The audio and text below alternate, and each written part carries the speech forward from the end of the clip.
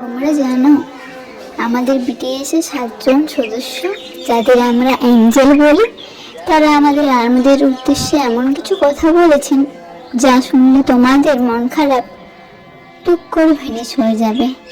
আরিন একবার বলেছিলেন, যদি আমাদের আর্মি কাঁদে, আমি মন থেকে চাই আমি যেন তাদের ভরসা হতে পারি। জিন বলেছিলেন, যদি আমি চাঁদ হই তাহলে আর্মি আমার গোটা দুনিয়া। জিহুক বলেছিলেন, জীবনে যদি সুন্দরভাবে বাঁচতে চাও তবে তোমার হাসতে শিখতেই হবে, চাই সেটা মিথ্যে হাসিই হোক না কেন।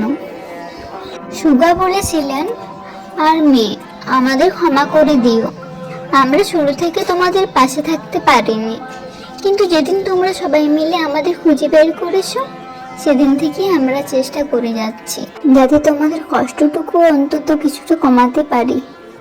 জিমিন বলেছিলেন, আর্মি আমি সত্যি ভয় পাই, যদি কোনোদিন আমি ভালোবাসা পেয়ে যাই তোমরা যেন আমাকে ছেড়ে দূরে চলে যেও না, আমাকে দয়া করে ভুল বুঝো না।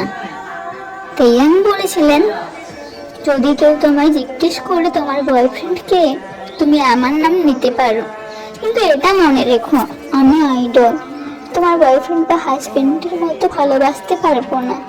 তবুও আমি জানি একদিন তোমার জীবনে এমন একজন আসবে যে তোমায় আমার থেকেও অনেক বেশি ভালোবাসবে।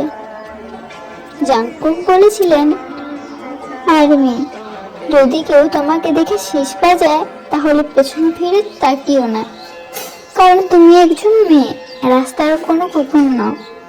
এই কথাগুলো প্রমাণ করে বিটিএস আর আর্মির সম্পর্ক শুধু সেলিব্রিটি ফ্যানের মধ্যে সীমাবদ্ধ নয়, এটা এক বন্ধন, এক অনুভব, এক ভালোবাসা যা কখনো ভাঙবে না।